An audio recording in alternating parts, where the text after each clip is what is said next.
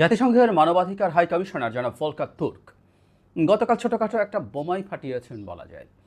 আমাদের গণঅভ্যুত্থানের যে ইতিহাস আমরা লিখব, লিখতে থাকবো সারা জীবন, তার মধ্যে একটা খুব গুরুত্বপূর্ণ কম্পোনেন্ট তিনি আমাদের সামনে এনে হাজির করেছেন। সেটা হচ্ছে আমাদের সেনাবাহিনী ঠিক কেন শেখ হাসিনার পক্ষ ত্যাগ করেছে। আমি বলছি না তাতে যে ন্যারেটিভ আমাদের সামনে ছিল সেটা মিথ্যা হয়ে যায়, কিন্তু একটা নতুন ডাইমেনশন যোগ হয়েছে। আমি ভলকার তুর্কের উনি একটা ইন্টারভিউ দিয়েছেন, সেই ইন্টারভিউর একটা অংশ পড়ছি। বাংলাদেশের প্রায় সকল পত্রিকা এটাকে পাবলিশ করেছে। সেখানে গাজা, সুদান, ইউক্রেন সহ বিভিন্ন দেশের পরিস্থিতি তুলে ধরেন স্টিফেন সাকার, দ্য ইন্টারভিউয়ার। এসব পরিস্থিতি সমাধানে জাতিসংঘকে ক্ষমতাহীন বলে মনে হচ্ছে বলে মন্তব্য করেন তিনি। এর জবাবে উদাহরণ হিসেবে বাংলাদেশের প্রসঙ্গ উল্লেখ করেন ভলকার তুর্ক। তিনি বলছেন, আমি গত বছরের বাংলাদেশের উদাহরণ দিচ্ছি। আপনি জানেন জুলাই আগস্টে সেখানে ছাত্রদের ব্যাপক বিক্ষোভ হয়। শেখ হাসিনার সামলে সেই সময় ছাত্রদের উল্লেখ করছেন যেখানে ব্যাপক দমন পীড়ন চলছে। তারপর বলছেন তাদের জন্য বড় আশার জায়গা ছিল আসলে আমরা কি বলি, আমরা কি করতে পারি, এবং আমরা ওই পরিস্থিতির উপর আলোকপাত করি। আমরা প্রকৃতপক্ষে সেনাবাহিনীকে সতর্ক করি, যদি তারা এতে জড়িত হয় এর অর্থ দাঁড়াবে তারা হয়তো আর শান্তিরক্ষী পাঠানোর দেশ থাকতে পারবে না। ফলে আমরা পরিবর্তন দেখলাম। ভলকার তুর্ক স্পষ্টভাবে দাবি করছেন যে তার এই হুমকি, এটা হুমকি আসলে, এটা ভদ্র ভাষায় বলা হয়েছে। সেনাবাহিনীকে কী ভাষায় বলা হয়েছিল জানি না, কিন্তু বলাটা একদম স্পষ্টভাবেই হুমকি যে তোমরা যদি শেখ হাসিনার পক্ষ হয়ে এই নিরীহ জনগণের উপরে হত্যাকাণ্ড চালাও, গুলি চালাও, তাহলে তোমরা আর সৈন্য পাঠাতে পারবে না।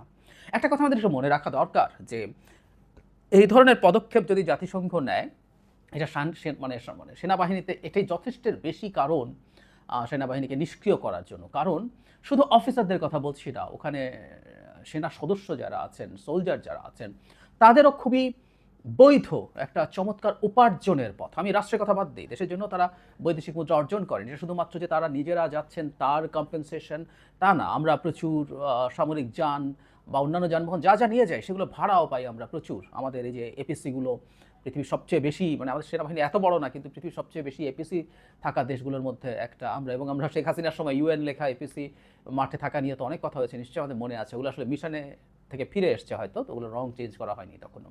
তো যাই হোক, যেটা বলছিলাম, আমরা সব কিছু দিয়ে রাষ্ট্র অনেক আর্ন করি, কিন্তু তার চেয়ে জরুরি কথা আসলে রাষ্ট্র যদি সরিয়েও রাখি, ব্যক্তিগতভাবে অফিসার্সরা, সৈন্যরা প্রত্যেকে খুবই সিগনিফিক্যান্ট অ্যামাউন্ট আর্ন করেন এই মিশনগুলো থেকে। এবং বাংলাদেশ যেহেতু লিডিং একটা দেশ এই ক্ষেত্রে, প্রচুর প্রচুর সৈন্য সদস্য উপার্জন করেন। তো সেটা বন্ধ যৌক্তিকভাবেই মনে করি। সেনাবাহিনীর একটা পর্যায়ের পর থেকে উপরের দিকে শেখ হাসিনা জাস্ট খুঁজে খুঁজে তার অতি অনুগত লোকজনকেই প্রমোশন দিয়ে তুলেছেন। আমাদের সেনাবাহিনীকেও ধ্বংস করে ফেলা হয়েছে বেসামরিক প্রশাসনের মতো দলীয়করণ করতে গিয়ে, শুধুমাত্র তার ক্ষমতাকে যাতে চ্যালেঞ্জ করা না হয় সেটা নিশ্চিত করতে।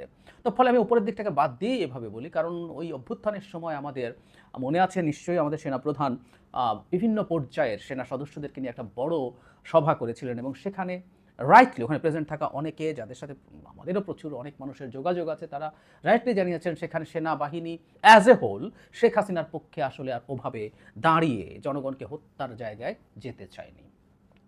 এই চাপটা তীব্র ছিল। সুতরাং সেনাপ্রধান চাইলেও শেখ হাসিনার পক্ষে দাঁড়াতে পারতেন আমার মনে হয় না। বা শেখ হাসিনা তাত্ত্বিকভাবে ধরে নিচ্ছি মুহূর্তে যেন ওয়াকারুজ্জামানকে সরিয়ে আরেকজন জেনারেলকে যদি সেনাপ্রধান বানিয়েও দিতেন, তার আরও অনুগত হোক, তার সেনাবাহিনীর উপরে সেই কমান্ড রাখা এবং তাদেরকে দিয়ে জনগণকে গুলি করে শত শত হাজার হাজার মানুষ হত্যা করানো সম্ভব ছিল বলে আমার মনে হয় না।